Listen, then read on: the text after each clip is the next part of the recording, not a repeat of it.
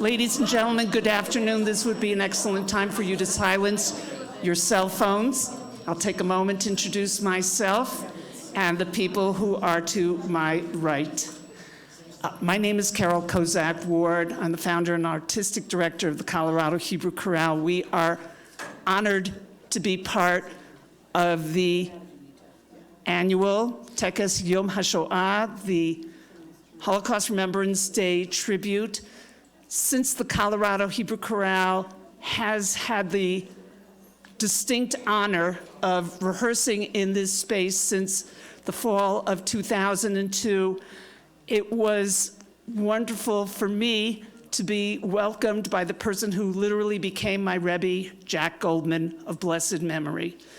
An artist, a man who taught me so much, and I know for many people in this room, we still think of him truly as the Abba in charge of today's proceedings, which always are unique, artistic, and memorable. The ladies and gentlemen of the Colorado Hebrew Chorale, as we open this Ani Ma'amin program, you'll see the text in your program. I would like to ask, first of all, that I take care of the omissions, first of all, and introduce the following people. And once I've introduced them, I would like for you to acknowledge them with your applause. Our wonderful accompanist, Travis Yamamoto, being joined also by Shira Miller on violin,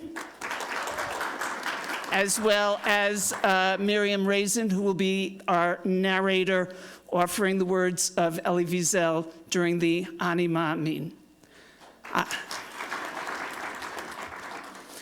Because of the nature and the solemnity of this afternoon, and this being Holocaust Remembrance Week here in Colorado, I very much ask that you not applaud after the choir is finished. And you could certainly acknowledge it by putting your own hand to your heart, doing a silent applaud, but the choir will step down, find their seats in the back once again, and then we will continue. Again, thank you, everyone, for being here this afternoon. Ani Ma'amin, as arranged for chorus by Paul Caldwell and Sean Ivory.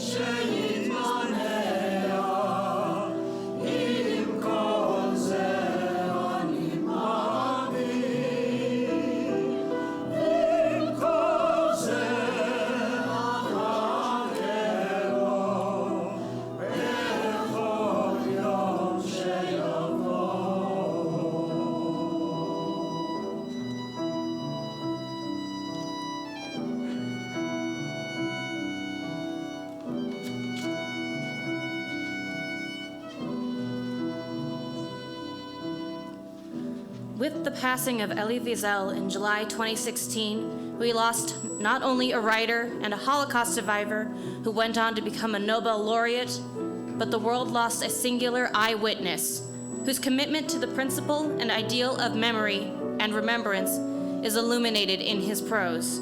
Wiesel wrote, "When I was young, I lost everything. I remember May 1944. I was 15 and a half, and I was thrown into a haunted universe where the story of the human adventure seemed to swing irrevocably between horror and malediction. It all happened so fast: the ghetto, the deportation, the sealed cattle car, the fiery altar upon which the history of our people and future of mankind were meant to be sacrificed.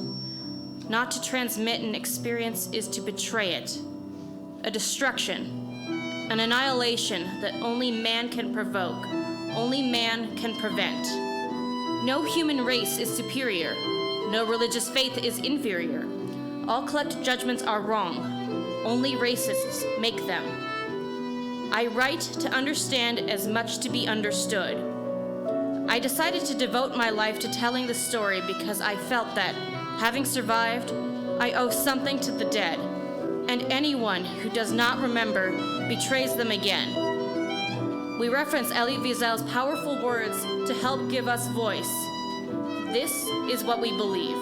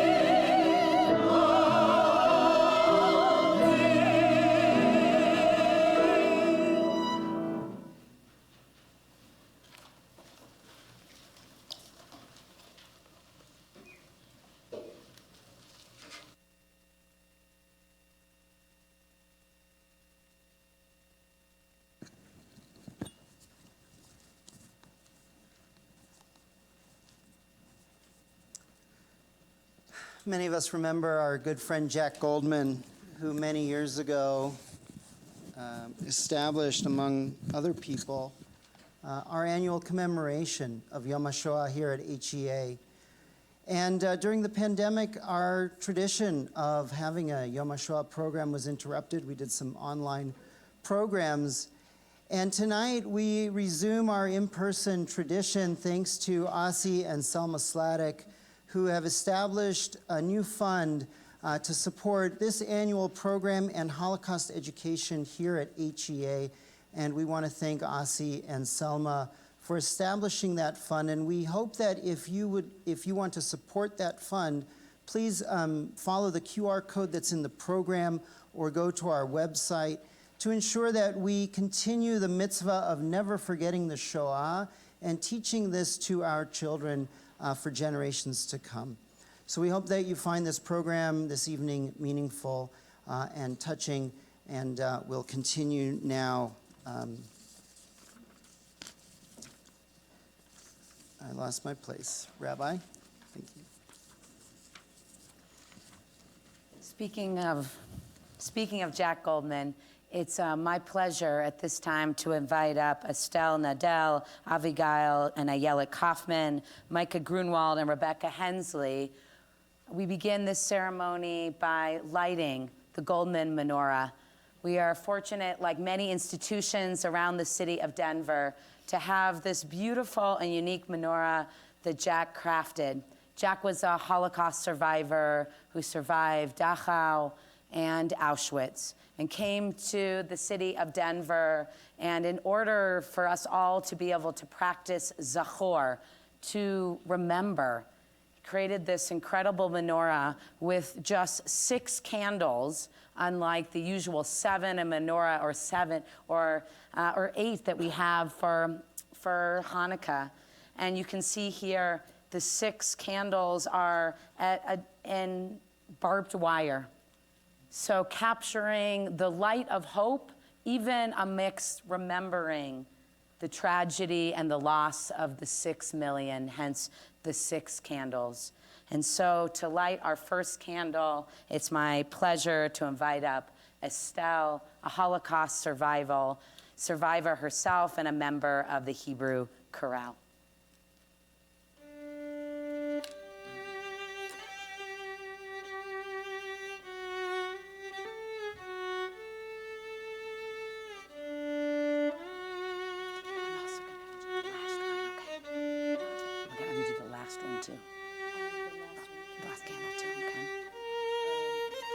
Micah, you can come on up. Yeah. Go ahead, Micah.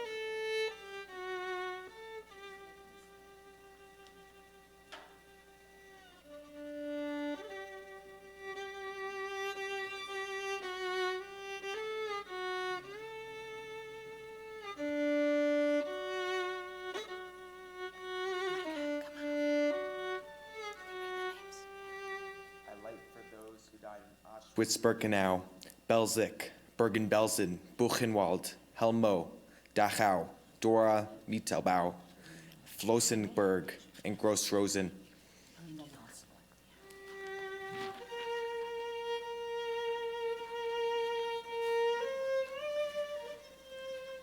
I light for those in Natzweiler-Strudorf, Neuengamme, Oranienburg, Plattschow, Ravensbrück, Sachsenhausen, Sobibor, Stutthof, Theresen, Treblinka, and Westerbork.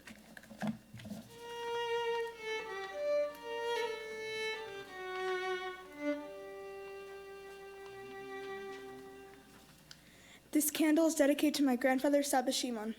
Whenever I mention my grandfather's a Holocaust survivor, I always get the question of, so what concentration camp did he go to? But there's so much more parts of the Holocaust than concentration camps.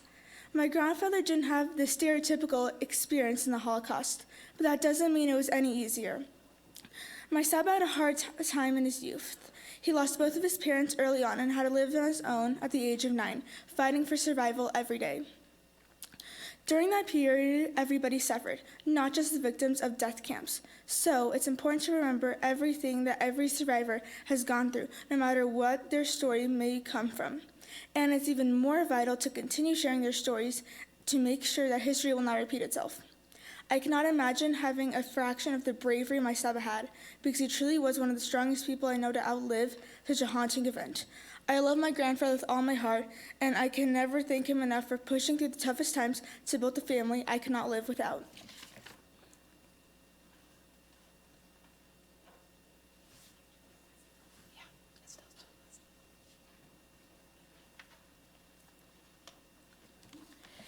I never had the honor of meeting my great-grandparents, Asher and Sipora, but I know they were wonderful people because the apple doesn't fall far from the tree, and my grandfather was one of the best people I knew. Asher was a baker, and Sipora was a homemaker, and both were very proud Jews who encouraged and strengthened my grandfather's interest and love for Judaism. Now, we don't know much about them since my grandfather lost them both very early on, but we do know that Asher went to a labor camp and never came back, while Tzipora died from typhoid fever, leaving behind 2 kids, Shimon and Sili, to fend for themselves. Tzipora spent her last ounce of energy in her last few seconds of life holding my grandfather at the age of 9 and begging for someone to please take care of my boy. She died with my grandfather on her lap. So this is for all the suffering so many have gone through during the horrifying period. This is for the bravery of our beloved survivors who managed to fight through their trauma and share their facts with us. It's for the spirits of the victims who lost their lives to the ruthless ways of the Nazis. to the ones we might have never met, but love, respect, cherish, and look up to nonetheless. This is for Asher and Zipporah. I am lighting this candle for my father, Reuven Feld, my mother, Chaya Feld, my sister, Sonia Feld, and my brother, Moshe Feld, who died in the Holocaust, and they were killed.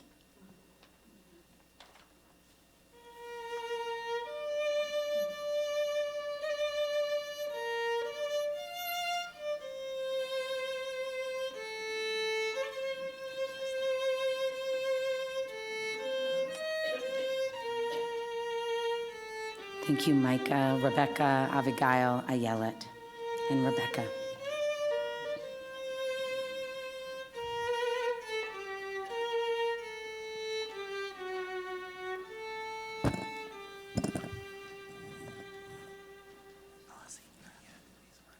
So what's next? Video next.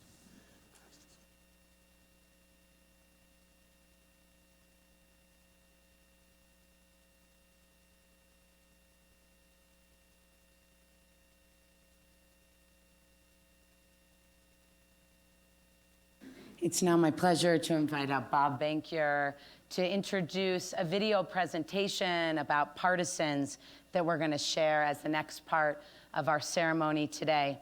As long as I've known Bob, he has shown this incredible passion for Holocaust education that is a product of him being the son of Holocaust survivors himself. And it's my pleasure to invite Bob up to introduce our video. Thank you, Rabbi. A partisan is a member of an organized body of fighters who attack or harass an enemy, especially within occupied territory. When it was apparent that deportations from the ghettos to extermination camps were taking place, the young men, women, and even teenagers escaped from the ghettos and started partisan groups. They fought to save relatives, friends, and other Jews from extermination under great peril amongst themselves. This short film you are about to see tells us of the bravery of these men and women who refused to go blindly to extermination by the Nazis, to stand tall and fight back and tell the world of their story of survival. I hope we all can learn from their bravery.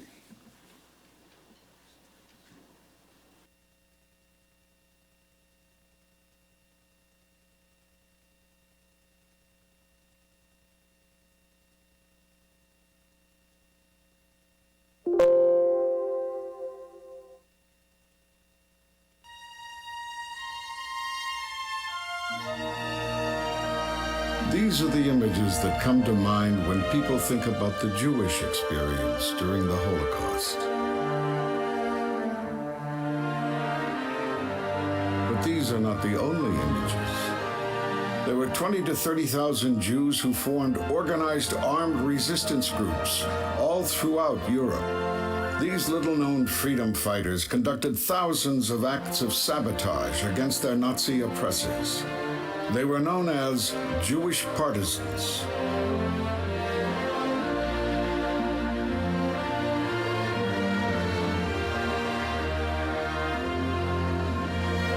People did not go only like sheep to their death. People were fighting every which way they can. I did my job the best I could.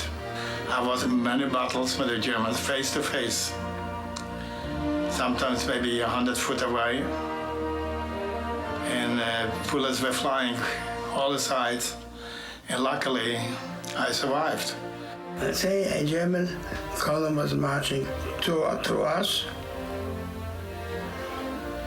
We ambushed them. The partisans, they fought for freedom, for a better tomorrow, for a better future.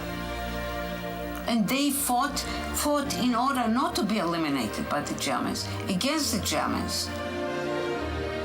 Jewish partisans were responsible for the liberation of thousands of Jews trapped in ghettos, saving them from annihilation. I started to organize an escape. I had 55 people, so they were willing to escape.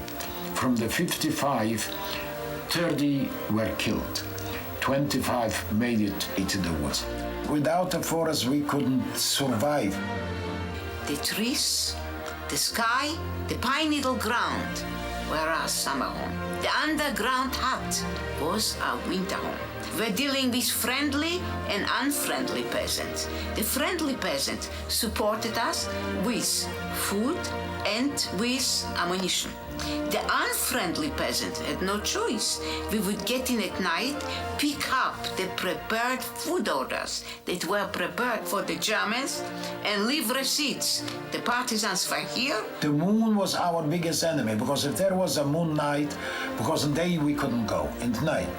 If there was a moonlight night, we couldn't move.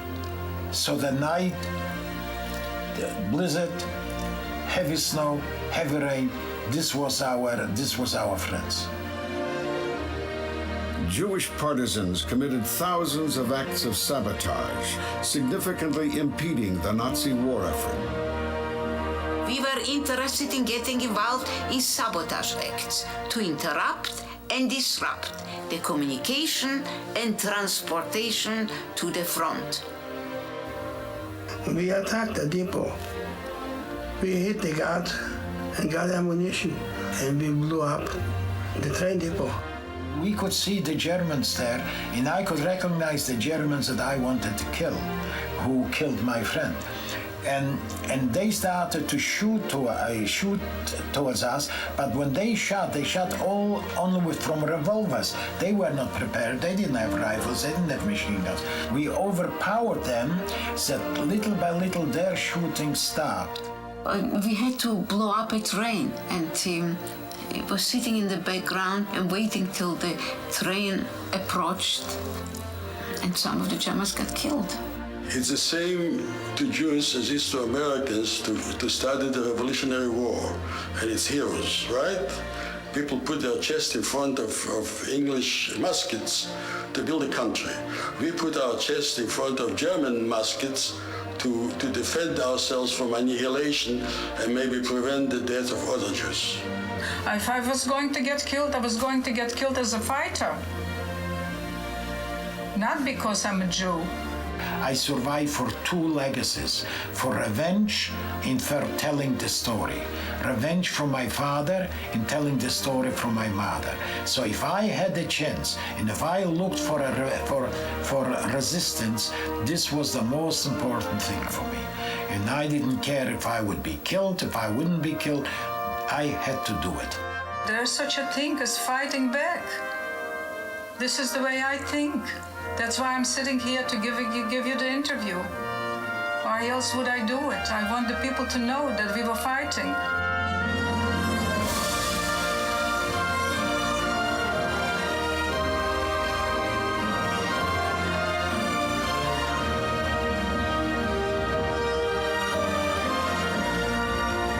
This is the hymn of Jewish partisans. Sog nicht keinmal, als du gehst dem letzten Weg, im Leine verstellen Bleiteig. Kommen wird noch unser ausgebänkte Schau, es wird abbeugt unser Brot mit reinen Do.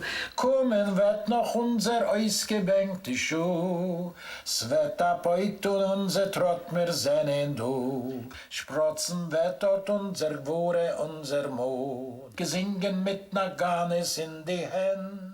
Du sollt da voll zwischen.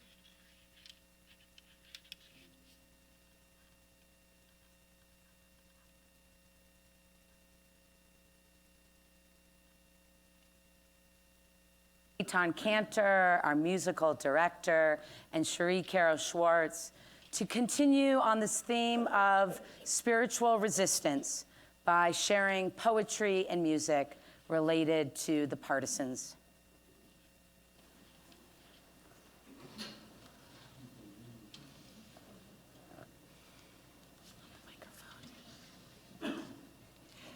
Shalom Alechem.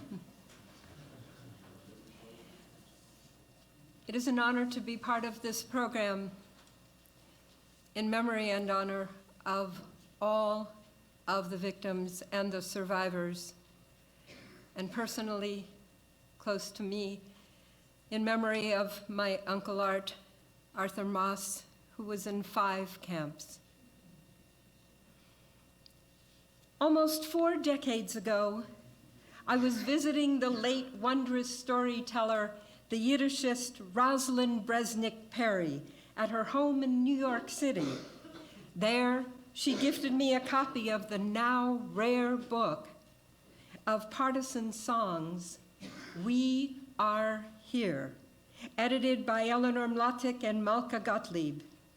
Roz had created the translations from Yiddish into English, keeping the same cadence so that the songs could easily be sung in English. She was telling me more about her life in the old country and in New York in the workman's circle. In 1923, Roz was born Reisele in a shtetl in Wysokie Litovsky.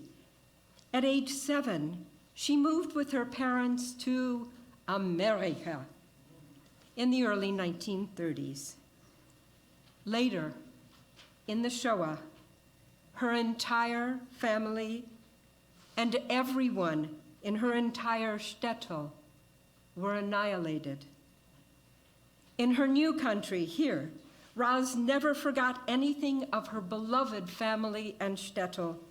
She became a storyteller, traveling the world, entrancing audiences with her Jewish personal tales of wisdom, longing, sadness, and humor.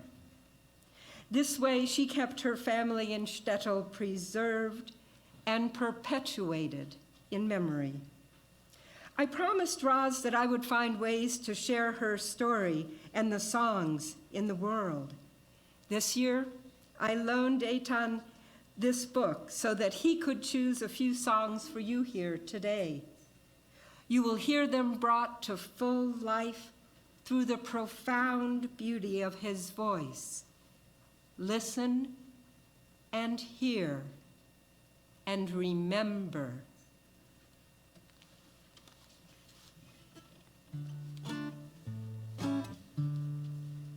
Gehato bich aheim a stickel räum a bissel Wirtschaft wie bei eurem Leid wie zugebunden Wurzeln zu a Bäum hab ich mich mein bissel eurem Keit kommen seinen See mit Hass und Heut. Mein Orem stickel heim, was ich vermag, was ich mit mir hab jahrelang gebeut. Vernichtet haben sie das ihnen Tag. Once I had a home to comfort me and made a living as a poor one should. My roots were tightly wound around a tree. In poverty, lived there as best I could. They came with malice, hatred, and with death, and took the humble house that once was mine. The years I spent to build it in one breath, to rubble, smashed it in a moment's time. Gehat hab ich aheim, jetzt hab ich sie nicht mehr. Spiel gewesen vor sie mein Untergang. Ich such jetzt ein neues Heim, nur spät sehr schwer. Und ich weiß nicht wo, und ich weiß nicht auf wie lang.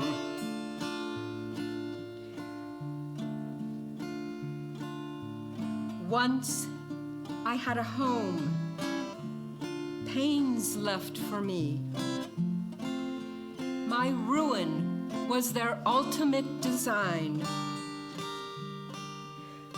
To find another home, how hard to see. Where to go, or for how long a time. Gekommen sein in a See mit Hass und Teut. Mein Orem stickel heim, was ich vermog. Was ich mit oben Jahren lang gebeut. Vernichtet oben See, das in ein Tag. That first song was Gehat hab ich a heim, I once had a home. The words were written by Mordechai Gebirtig in 1941, and the melody was written by Emil Gorovitz.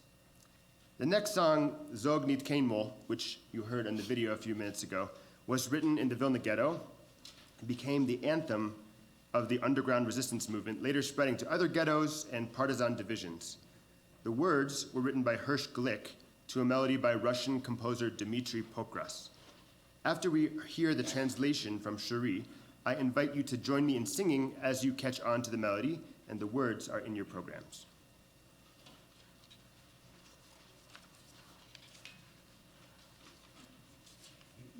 Never say this is the final road for you. Though leaden skies may cover over days of blue, as the hour that we longed for is so near, our step beats out the message, we are here. From lands so green with palms to lands all white with snow, we shall be coming with our anguish and our woe. And where a spurt of our blood fell on the earth, there our courage and our spirit have rebirth. This song was written with our blood and not with lead. It's not a little tune that birds sing overhead. This song a people sang amidst collapsing walls, with grenades in hands, they heeded to the call. Sag nit kein Mal, als du gehst dem letzten Weg. Gott Himmeln bleien, verstehen bleie Tag. Kommen wird noch unser ausgebeinte Schau.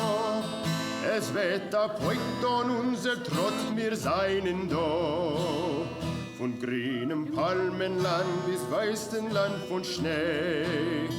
Wir kommen an mit unser Pein, mit unser Weh. Und wo fallen sie, so spritzt von unser Blut. Sprotzen wird dort unser Kuche, unser Mut. Never say this is the final road for you. Though leaden skies may cover over skies of blue. As the hour that we long for is so near, our step beats out the message we are here. From lands so green with palms to lands all white with snow, we shall be coming with our anguish and our woe. And where a spurt of our blood fell on the earth, there our courage and our spirit have rebirth. Sag nit kein Mal, als du gehst dem letzten Weg.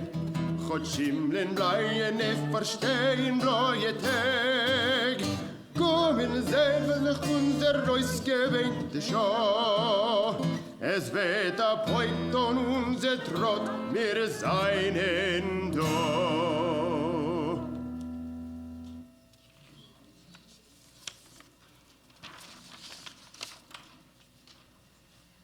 This last musical piece of the set that we'll do in a moment is a chant that I learned from a recording of the excellent Brooklyn-based klezmer band Tzibala, of which Denver's Zoe Aqua was a founding member. In this recording from Tzibala, Ira Temple, the accordionist, explains that during World War II, Nazis came to a small village where the Jewish residents were known to be great singers and dancers. The Nazis took everybody out into a field and commanded them to dance. Everybody was afraid, but the Nazis insisted. One of the Jews starts to sing the popular song, Lo mir sich überbetten, which means, let's all get along. The melody didn't catch on. People weren't joining in or dancing, but somebody else in the field started singing the same tune with different lyrics. Instead of let's all get along, they started singing Mir wollen sie überleben, which means we will outlive them. This caught on like wildfire. Everybody started singing and dancing wildly until the Nazis realized that they were not being obeyed and commanded the Jews to stop.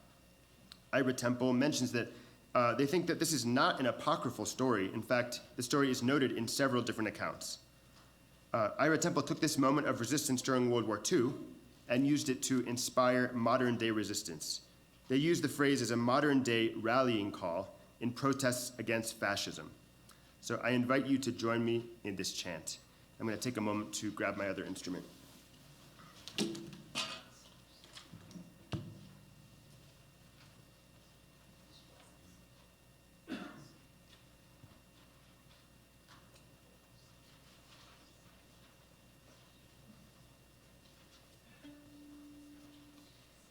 Goes like this.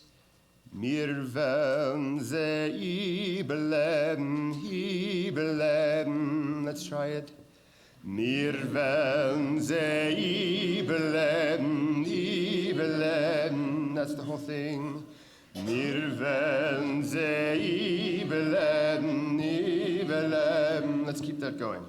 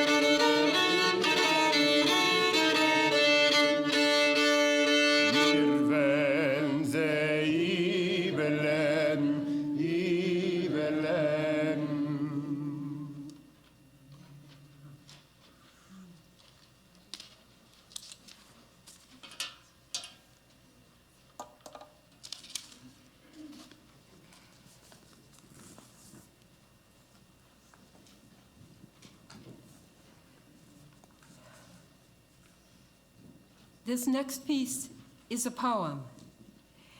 It is called Shoah Memorial Prayer. It is by Alden Solovey from his book, Jewish Prayers of Hope and Healing. In this poem, you can hear a reflection of the Yamele Rachamim, the memorial prayer that is chanted at the end of funerals and at Yizkor services. At the end of this program, we will be hearing Cantor Kuttner chanting El Mele Rachamim. Creator of all, source and shelter, grant a perfect rest under your tabernacle of peace to those who perished in the Holocaust, our fathers and mothers, our sisters and brothers, our rabbis and teachers, our neighbors, and our children, the named and the unnamed, whose lives were cut off by brutal, vicious, cunning, calculated violence. May they find peace in the world to come. Remember the survivors who have since passed away, and the virtues of our people who have died at the hand of malice in every generation. We remember the work of their hands and the messages of their hearts. Bless the defenders of Israel with safety and strength, and the righteous of all nations who provide protection, shelter, and comfort to the Jewish people. Let their deeds be a source of favor in heaven and healing on earth. Put an end to anger, hatred, and fear, and lead us to a time when no one will suffer at the hand of another speedily in our days. May the memories of all who faced these horrors be sanctified with love and joy. May their souls be bound up in the bond of life, a living blessing in our midst.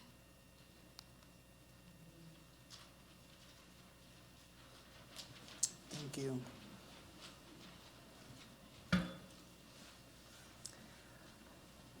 Since the time that I think we're going to stand so that everyone can see. Thank you. Since the time that we started this program, for many years we've featured and honored one of the members of our community who's a Holocaust survivor, or their family members have spoken on their behalf. And we are fortunate in our community to know Osi Sladek, our friend and member.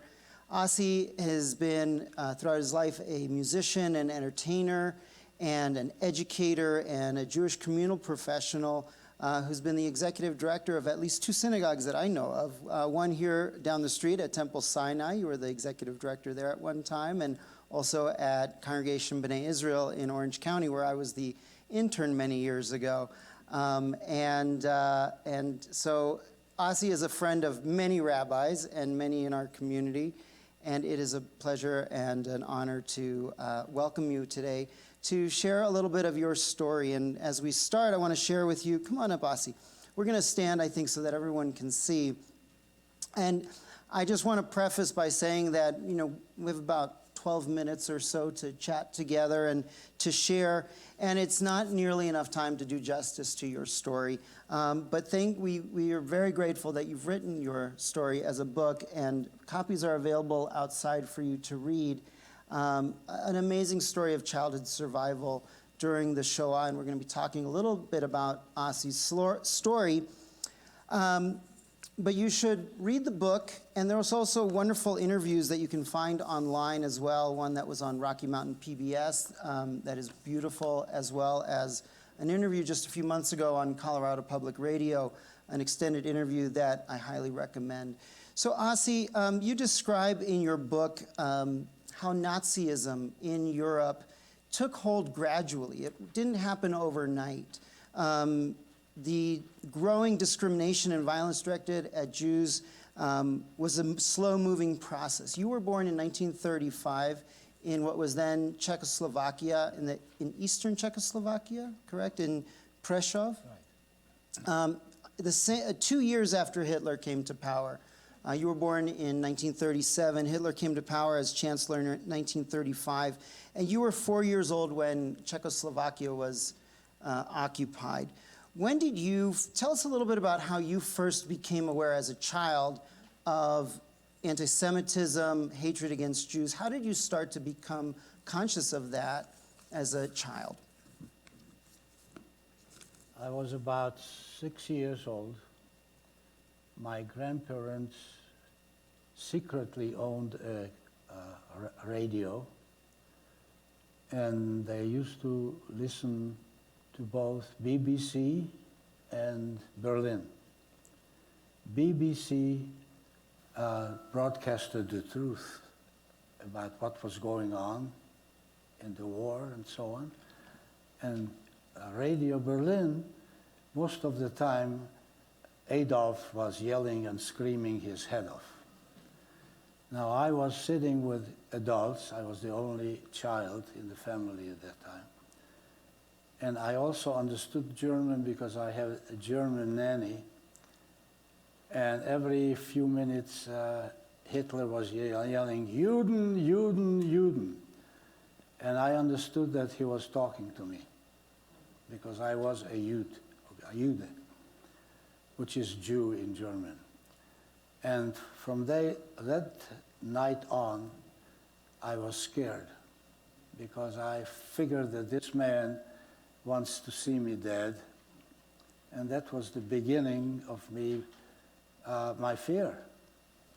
How did it show up in your day-to-day life? You talk in the book about how it started to show up at school, for example.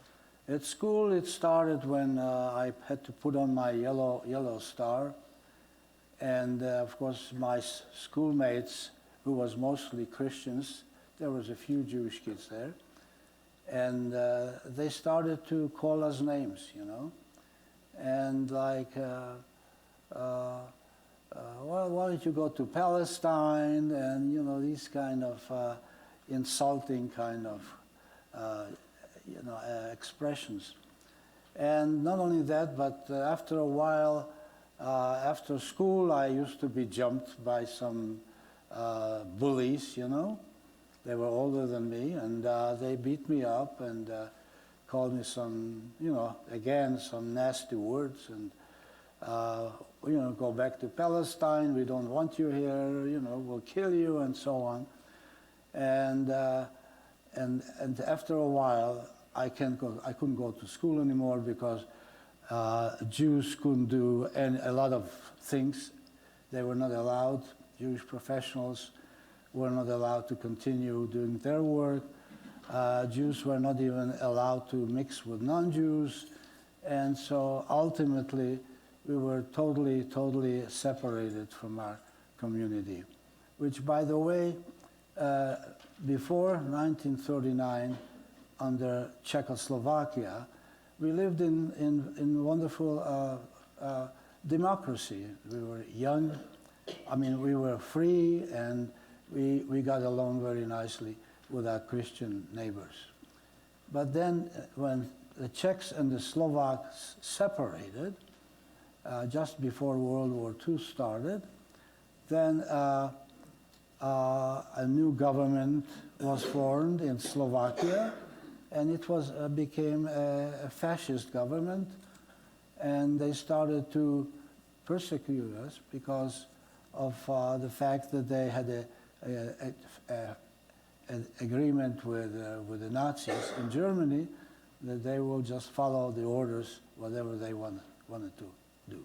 As you're describing that, though, I'm trying to understand how a child sees that. How do your parents even explain to you what's going on? You tell in the book of a story of a German soldier actually came into your parents' store. They had a store. They imported products from Germany, luggage and bags and other kinds of things that they sold, and gave your parents a warning. You were oblivious at the time of what was going on, but how did they explain to you this soldier who basically gave them a warning of what was actually happening in Poland? Well, I just overheard my parents speaking to each other, okay? So I heard everything that my mom, who actually was that day in the store, which, by the way, was already owned by non-Jews, but my parents were allowed to continue working there. And meaning that non-Jews had forcibly taken over your parent. They had taken ownership because Yes. it was illegal for them to own the store. Right. But they were still allowed to work in the store. And I overheard what my parents were talking to each other. So that from that moment on, and then I heard my dear mother, may she rest in peace, telling her friends what she heard from this young German soldier. Now I call, in my book, I call that my first angel, okay? we had several angels in the process of surviving the Holocaust. So that was the first one, and it was just unbelievable that a young German soldier would share with my mother what was happening up in Poland, you know. That's where the war was going on. But obviously he was a decent young man, and from that moment on, everybody was understood what's coming, okay, basically. Yeah. And after the occupation of Czechoslovakia, your parents decided to smuggle you to family in Hungary. Right. Another angel, a well-paid angel, smuggled you across the border. During the winter months, it was 1942, is that right? 1943. 43. And you were helped by many people along the way, some Jewish, some non-Jewish. What lessons can we learn today about being a bystander, right? Because what was the reaction of average people that you knew, and what could we learn about being a bystander when we see discrimination, anti-Semitism, racism in society growing? Well, in my case, I share it with everybody that I lecture to or speak to or whatever. It was a result of my parents having non-Jewish friends in the community. And that was actually a very, very important aspect of us being available to avoid being picked up by the Linke Gardists, who worked for the government. And another one of my angel was a chief judge in our city, Dr. Schultz, who happened to be a very good friend of my father. And whenever my father approached him and asked him to please assist us, help us to survive, and of course, I'm sure everybody here knows that nobody could go anywhere. We were not able to leave, even though some of us perhaps even had the means to be able to leave, but we couldn't, because not so much because of our government, but the governments of other countries. They wouldn't take us in. So whatever we were able to do, we couldn't do because nobody wanted us in those days. So he was very instrumental of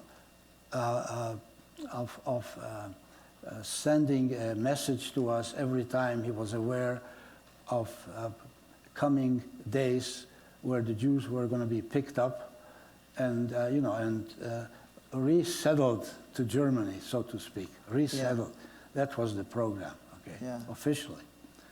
So every time we were warned by him, my parents had a few Gentile friends who were willing to take us on temporarily just to survive that day or two or whatever, when they came and they dragged us out of our homes and they put us in the cattle cars and shipped us to Germany, supposedly to work in German factories. Okay, that's what we knew. That's what we understood. Right. And I think one thing that I'm taking from what you're saying is the importance of good relationships between the Jewish people and other communities. Absolutely, absolutely. I think the only way we Jews, and that's a very important. I grew up understanding a lot of things that perhaps some other people don't even think about, just out of my experience.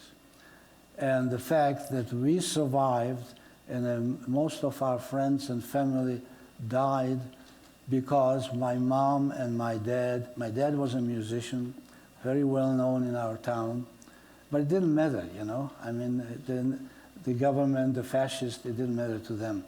But what mattered was that we had non-Jewish friends who were willing, who were I call them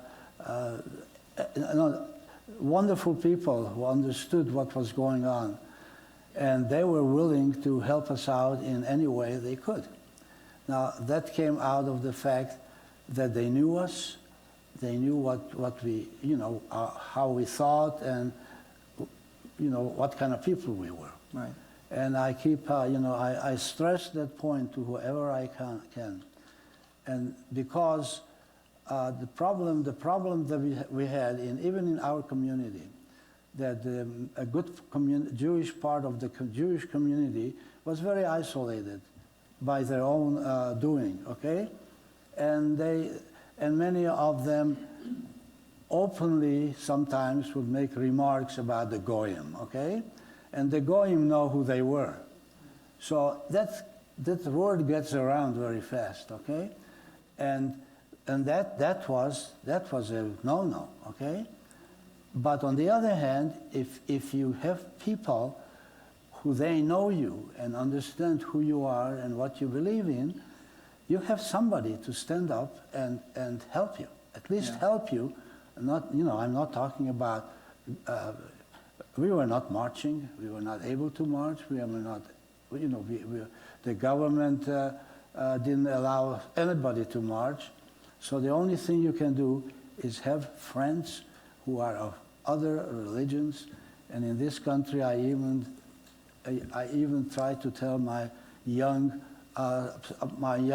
students that I speak to, thousands of them, I said, have a friend, doesn't matter what religion they are, what color they are, what they eat, how they what language they speak. Befriend them and make sure that they know who you are.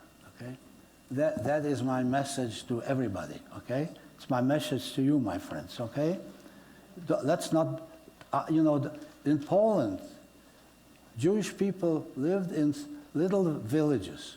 They isolated themselves, and that's why we know that the Goyim, okay, the Gentiles, suspected.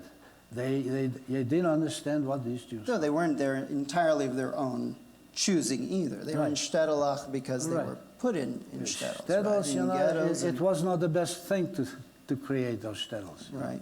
Yeah. So you were sorry to cut you off. We have a few more minutes, but you spent about a year in Hungary with your cousins in Hungary. Yes. You actually describe a pretty happy period of time where you got to have a little bit of childhood there before things got bad there. And then as things got worse in Hungary, you decided to get yourself smuggled back to your parents. Yes. And you fled to the Tatra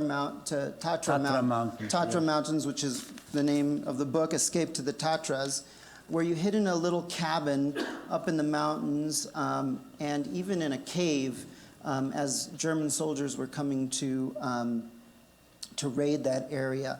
You described that it took place around the time of Hanukkah and that you celebrated Hanukkah with your family nonetheless up in the little cabin. Can you tell us about the role that faith played both in surviving and in how your Jewish religious faith has sustained you since?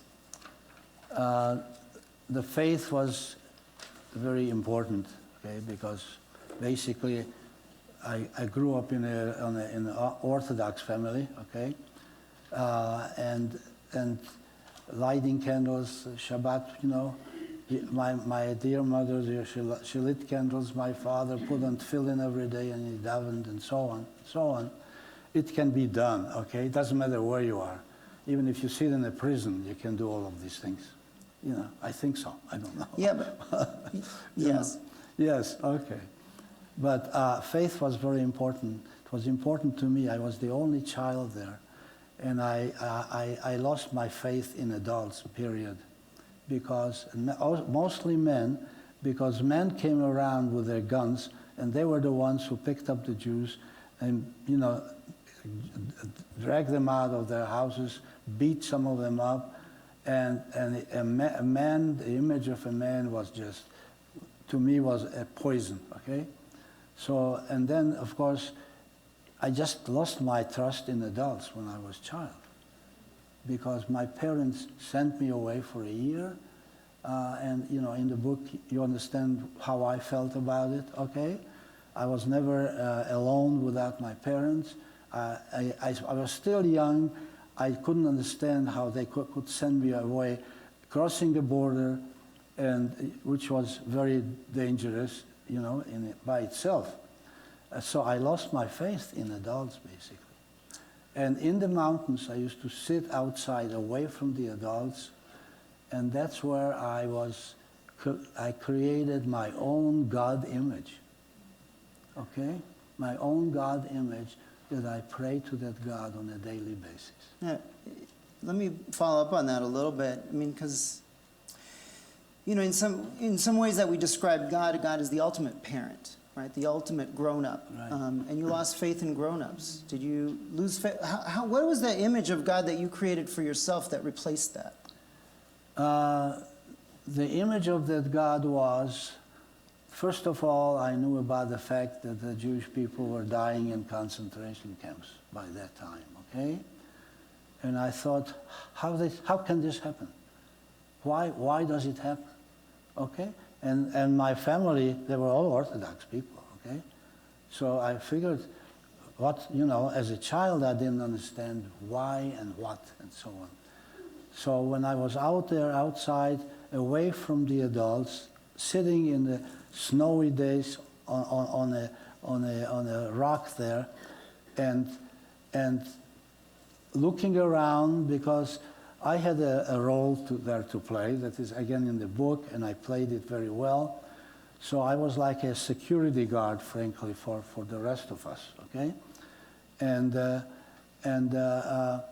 I felt very responsible for my parents and for the other people who were hiding with us.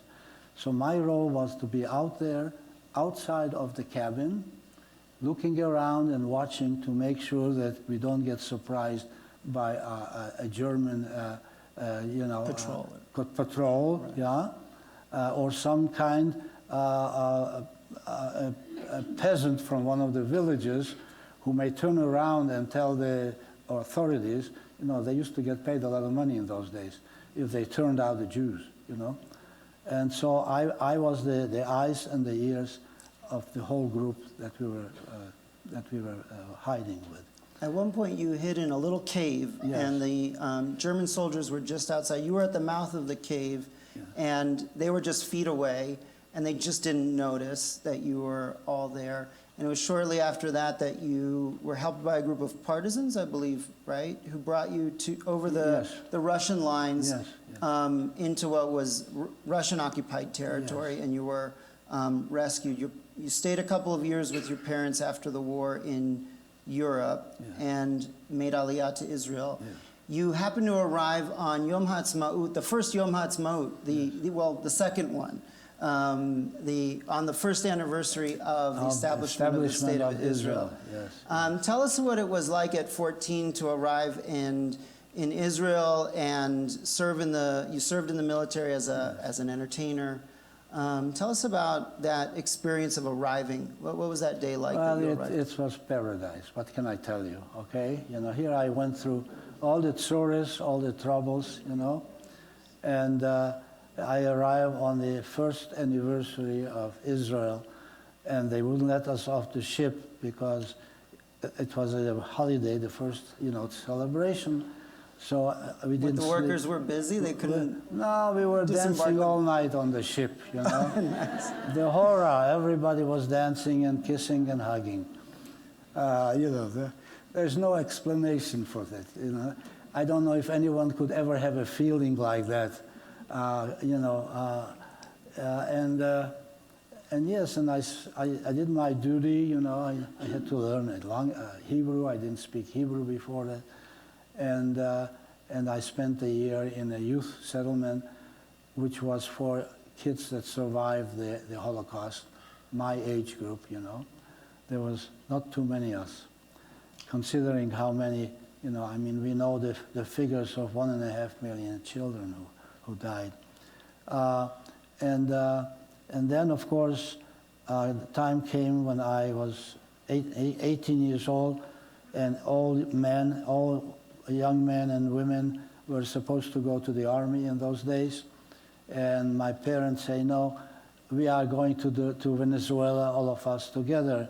And I said, okay, you go, I'm staying here. At the age of 14. A chutzpahdik, right? I mean, you know. But I meant it, because I knew kids who were 16 and they were able to go to Israel without their parents. And I talked to some of the shlichim that were there, and they told me, well, you are just too young. So I said, okay, I'm sure you're going to arrange for me, because I'll be alone here, and I don't want to live alone in Slovakia. So my parents, last minute, they changed their minds, and they came with me. So all of us went to Israel. The outcome of that was such. I served in the army, which again, I just loved it, because I was born an entertainer. And I played the accordion. I was the composer for the Lahakat Pikud Tzafon, which is the Northern Command entertainment group. I wrote music there, that some of the songs became very popular in Israel. So what else can a young man want, you know? I had it all. I enjoyed it. I still enjoy my life. I love to be within the Jewish community. And right now, I can tell you very quickly, because I know our time is going, I have a lot of questions from people. And this is from non-Jews necessarily, or Jews. What do you think about what's going on in our country about anti-Semitism? Okay? So I spend a lot of time on that nowadays, besides telling my story. And basically, I'm very comfortable with it, because you have to understand, in Europe, the only minority was the Jews. Okay? You understand what I'm saying? There was Catholics, mostly the Europeans were Catholics, and the only large minority was the Jews. So that it was very easy to point the finger on the Jews. We don't want them here. They are no good. Let's get rid of them. Here, there are 5 minorities. Okay? So it is much more difficult to point at one minority and try to do what the Nazis did to the Jews in Europe. That's my philosophy. Okay? I believe in it. I believe in it. And I have friends who are Christians, who are Muslims, who are black, who are yellow, who are my wife Selma and I, we always try to befriend people who are of different colors and religions. If we can accomplish that, we are going to be safe here. That's my feeling. So thank you. This will be our last question, unfortunately. But yes. I want to recommend reading Osi's book. You mentioned as a child survivor, you are among the last of the generation of survivors still alive. It's been over 80 years, and you've established, we want to thank you again, along with Selma, for establishing a fund here at HEA to continue Holocaust memorials and education. And I just want to acknowledge how many people are here today, filling this room up. We weren't really sure, and it's a reminder that when we have programs, it's a good idea to actually register. That way we can know how many people to expect. But it's also very encouraging that there is still an interest in Holocaust education, in remembering the Holocaust. As a child survivor and among the last survivors of this generation, what message would you like to give the rest of us about continuing the work that you've done to remember the Shoah and those who perished? It is probably the worst tragic event that happened to the Jewish people from day one. Nowhere in any books, any history books, do you see the figure of 6 million Jews dying. Not dying, but being murdered. If I'm wrong, raise your hand and tell me why I'm wrong. But I've read a lot of books, I've seen a lot of movies. That was the worst. It was a slaughter of our people, of our Jewish people. It didn't happen at any other time. You know, we were always, I call ourselves weeds. We Jews are weeds. They come, they cut us down, and 2 weeks later it's growing again. That's what we are, okay? So we are human weeds. And we are lucky that we are able to get back, stand on our feet, renew our lives, our society. But that was the Holocaust was the worst tragic event that we ever had in our history. You know, there was Spain and the Inquisition. There were other times when they were after us, but this was the worst. So I believe that if we I'm telling you that I don't see anything here that we should really compare to the Holocaust or to the Inquisition, because we are an important part of this society here, okay? And we have other people who are minorities, and I believe if we open ourselves up to them, befriend them, let them learn about us, let them find that we are good people, you know, that we really are important for this country. And you will find out from other people that it's true, okay, it's true. Osi, I want to thank you for spending this time with us. And appropriate to the program, I think we'll refrain from applauding, but on behalf of all of us here, I want to thank you for spending this time and sharing your story with this community. Thank you for inviting me, and thank you to the HEA for picking up where we left off about 6 years ago, I think, before COVID. And there are some people who were originally on the committee. There's one of them, Bob Vankerer, who is going like this. And I'm sure some other people here. And please remember us, because I'm not going to be here very long. Please remember us. Every year, we did our best. We were not the smartest people at this, in this period of time. Unfortunately, I find that we need to learn, we need to understand what happened during those times when they were beating us and taking us to concentration camp. Thank you. You're very welcome. Thank you. Thank you. We'd like to invite up now Cantor Kuttner. And please come on up. And also we're going to invite up Miriam Greinberg. Oh, yes, sure.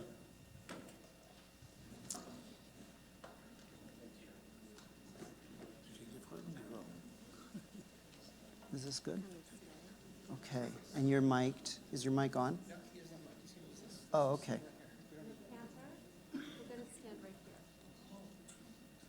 Is this? Ladies and gentlemen, we'll ask you all to please rise as we take, we're going to bring out of the ark a very special Torah scroll.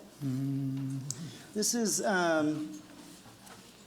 want to share with you just briefly about the Torah scroll, which is on loan to us from the Greinberg family. We're pleased to be joined by Miriam Greinberg.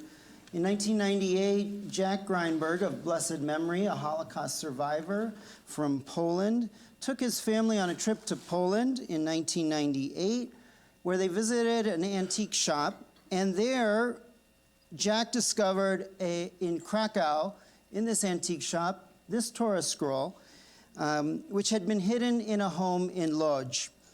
And this Torah scroll mirrored Jack's experience of being hidden away as a child in Poland. And to honor his survival and the survival of this beautiful scroll, he had it lovingly restored to a usable state. And we take an opportunity when we can and when it's appropriate to bring this beautiful Holocaust surviving scroll out for Torah reading. I also want to point out the Italian Torah scroll that we have over here in the case, and you can visit that later, another surviving scroll from the Shoah. So at this time, in honor of survivors, we rise for El Male, led by Cantor Kuttner. El Male, Rachamim,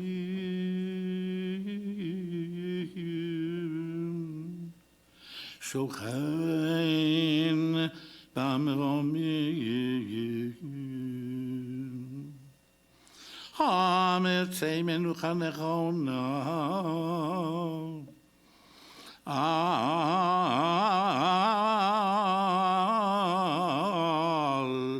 Kanfei Yashchino, Bemalos Kedoshim, Notaverim Kezoar Haragia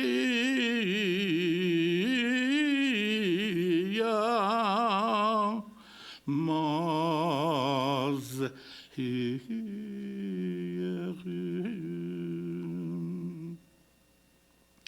Adnishemos Achayeno Kolebeis Yisrael Anoshim Venoshim Yeladim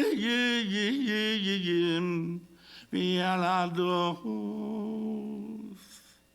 Shenehergo Venishcheto Venisrefu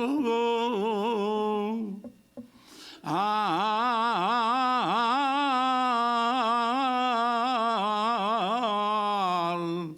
Kedushas Hashem Venyal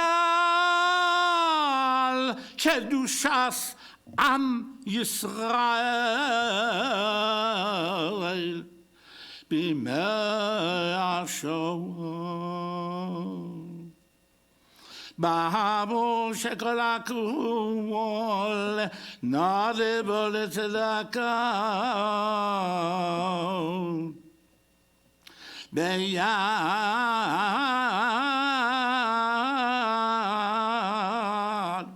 Hazikuras Nishmois Seyem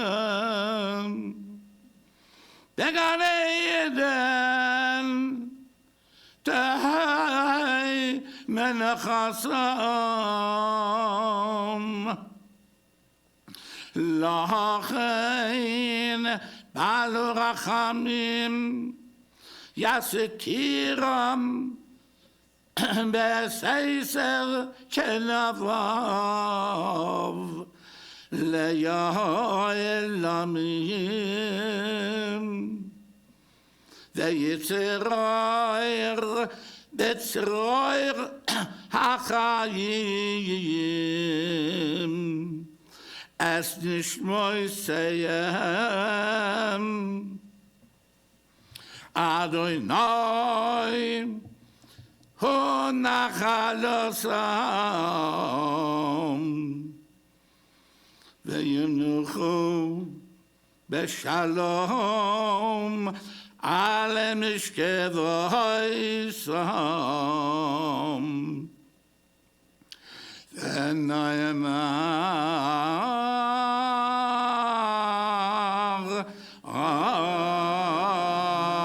Amen. El Male Rachamim, exalted, compassionate God, grant infinite rest under your sheltering wings to all those of the house of Israel, men, women, children, and babies, who were massacred, killed, and burned as martyrs in the Shoah.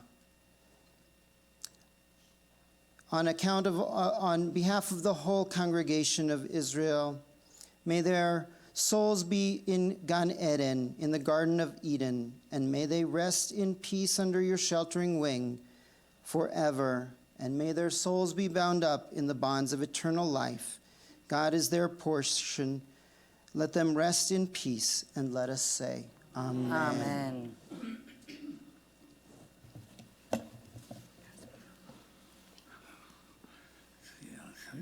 We'll return the Torah to the ark now.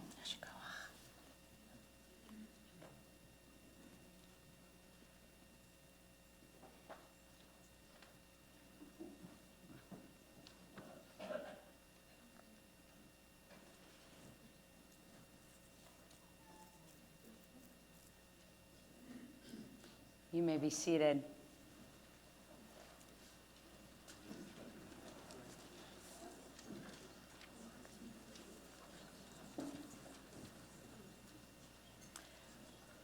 I'd like to take a moment to thank everyone who has been involved in making today happen. First, of course, to Osi and Selma Sladek, but also I'd like to invite other members of our community who have been involved in planning today. Please rise as I read your name. Bob Bankier, Cherie, Carol Schwartz, Amir Kaufman, Reuven Geller, Miriam Greinberg, Carol Kozak Ward, Wayne Armstrong, the Meisel Museum, and our HEA staff members. Is there anyone else? Please stay involved as well. And of course, to the Hebrew Chorale, thank you for your inspiring music and being able to help us make today truly meaningful. On the way out today, in addition to Osi's book, you'll find some wristbands that say, "Fight Jew Hatred." Here at the HEA, we are proud to have a group fighting anti-Semitism today. We are inspired by the stories, the songs, the poems, and most importantly, the work of the partisans who fought Nazi hatred through physical fighting, through spiritual resistance, through emotional resistance. And they inspire us today to fight anti-Semitism as it takes shape in our country, in our world today.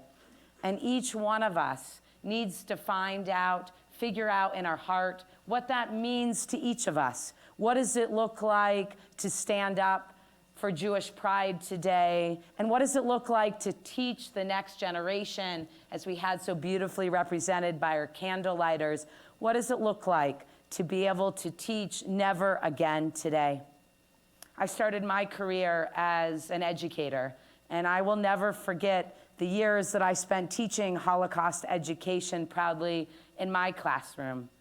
And I'll never forget the look on Kayla's face, one of my students, when it just clicked.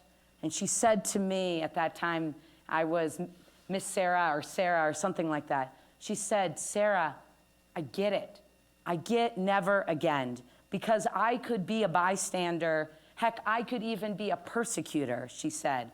But by studying Holocaust education, by studying the stories of my ancestors, my eyes are now open wide to be able to walk this world not as a bystander, not as a persecutor, but as an ally and a Jew and someone who fights every day in that kind of resistance.